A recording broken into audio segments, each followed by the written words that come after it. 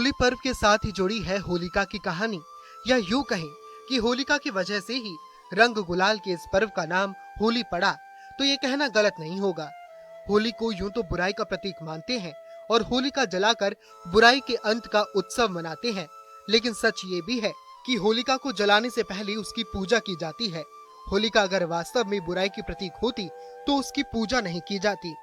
हिमाचल की लोक कथाओं में होलिका की वो कहानी मिलती है जिसे जानकर आप हैरान रह जाएंगे और कहेंगे होली बुराई की प्रतीक नहीं बल्कि प्रेम की देवी थी, जिसने प्यार की खातिर अपने जीवन का बलिदान दे दिया। आइए जानें होलिका की वो अनसुनी अनजानी कहानी। होलिका राक्षस कुल के महाराज हिरण्यकश्यप की बहन थी। यह अग्निदेव की उपासक थी। अग्निदेव से इन्हें वरदान में ऐसा वस्त्र मिला था जिसे धारण करने के बाद अग्नि उन्हें जला नहीं सकती थी।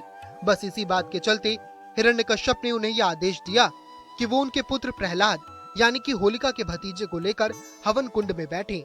भाई के इस आदेश का पालन करने के लिए वो प्रहलाद को लेकर अग्नि कुंड में बैठ गईं। इसके बाद ईश्वर की कृपा से इतनी तेज हवा चली कि वो वस्त्र होलिका के शरीर से उड़कर भक्त प्रहलाद के शरीर पर गिर गया। इससे प्रहलाद तो बच गए, लेकिन होलिका जलकर भस्म हो गई। लेकिन होलिका के अग्नि में बैठने के पीछे जो कथा है उसे कम लोग ही जानते हैं। कथा के अनुसार होलिका इलोजी नाम के राजकुमार से प्रेम करती थी। इन दोनों ने विवाह की योजना भी बना ली थी। फाल्गुन पूर्णिमा के दिन इलोजी बारात लेकर होलिका से विवाह करने वाला था, लेकिन किस्मत को कुछ और ही मंजूर था। हिरण्यकश्यप ने होलिका को आदेश दिया कि वो प्रहलाद के साथ अग्नि में बैठ जाए।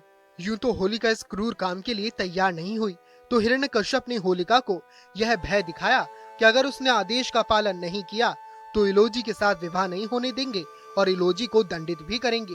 अपने प्रेम को बचाने के लिए होलिका ने आदेश का पालन किया और चिता पर प्रहलाद को लेकर बैठ गईं। लेकिन चुपके से प्रहलाद को अग्निदेव के वरदान से बचा लिया और खुद जलकर खाक हो गई।